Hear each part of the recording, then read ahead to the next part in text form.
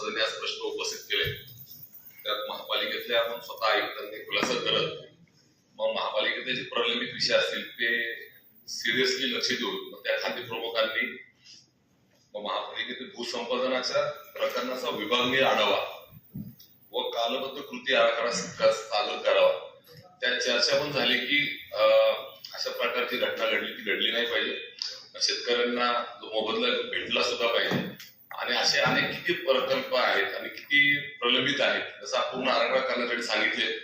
तर महिन्याभरामध्ये ह्या शहरातल्या ज्या भूसंपादनाचे आहेत त्यांना भूसंपादन होऊन सुद्धा त्यांचा टीडीआर असेल कॅश कॉम्पेन्सेशन दिलं नाही याचं पूर्णपणे प्लॅनिंग करण्यासाठी सांगितलंय। स्वतः आयुक्तांनी पण सांगितलं या संदर्भामध्ये प्रशासन या पुढच्या काळामध्ये कटिबद्ध राहील आणि या सगळ्या विषयाचं करेल अशी चर्चा झाली असते।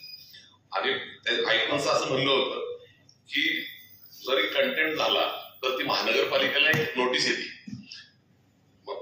आयुक्तांनी कोर्टाने ऑर्डर दिली असेल त्याचा मान तर सर्वांना ठेवायला पाहिजे, ठेवायला पण पाहिजे, पण अशात मध्ये अवेअर असलं पाहिजे संबंधित खाते प्रमुखांनी लिगली आणि या सगळ्या ज्या गोष्टी आहेत पुढच्या काळात होऊ नयेसाठी प्रयत्न करण्याचं असं ठरलं। चर्चा झाली त्यामध्ये नक्की महिन्याभर असे किती विषय शहरात आहेत त्या संदर्भात पण चर्चा झाली। नक्की ती माहिती संकलित होईल आणि पूर्णपणे प्लॅनिंग करून पुढच्या काळात असं काही घडणार नाही असं परिस्थिती निर्माण होणे महापालिकेत अशी चर्चा झाली। आज अनेक ठिकाणी टेकडी फोड असेल, मग शहरातल्या अनेक ठिकाणी असेल, मार्केट यार्ड परिसर असेल, पावधान असेल, आयुक्तांनी या संदर्भामध्ये आम्ही आज माहिती घेतली, प्रश्न पण दिले की होऊ नये, इलिगल बांधकामावर कारवाई व्हायला पाहिजे, किती व्हायला पाहिजे तो पार्ट वेगळा असेल, पण टेकड्या राहिल्या पाहिजेत। मग अलीकडच्या काळात विकसकांनी नवीन प्लॅनिंग केलंय, कलेक्टर ऑफिस मधून उत्खननाचा दाखला ते करतात, लेआउट टाकतात।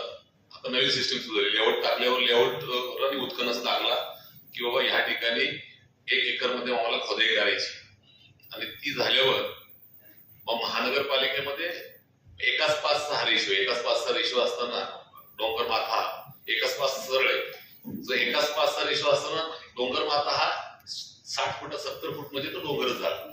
मग तो निवासित सॅटेलाइट मध्ये तो निवासी दाखवलाय। असे 2-3 केस ह्या शहरात आहेत। आयुक्त म्हटले मी त्यांना कॉपी पण दिली आहे, तर आयुक्त त्याबरोबर 1-2 दिवसात चर्चा करतील। ज्या ज्या ठिकाणी शहरामध्ये डोंगर माथा असेल, एकाच 5:6 रेशो उल्लंघन झालं असेल, जे डोंगर फोडत असतील, मग महानगरपालिकेचा बावधन मधला एक रस्ता चालू त्यात काकडे त्यांनी विचारला तो सुद्धा जर त्याच्यात येत असेल आणि इमर्जन्सी रस्ता करत तोही बघावा। गंगाना मार्केट असेल आणि शहरात 2-3 ठिकाणी कात्रज परिसर असेल, या ठिकाणी टेकडी फोड होता कामा नये आणि महानगरपालिकेने नक्कीच यात लक्ष घातलं पाहिजे असं सूचना त्यांना केल्या। इलिगल बांधकामावर कारवाई करणे महापालिकेचं दायित्व असते, केलंच पण पाहिजे। त्याच्याबरोबर ह्या विषयावर चर्चा झाली ना, 5:6 रेशो क्रॉस करून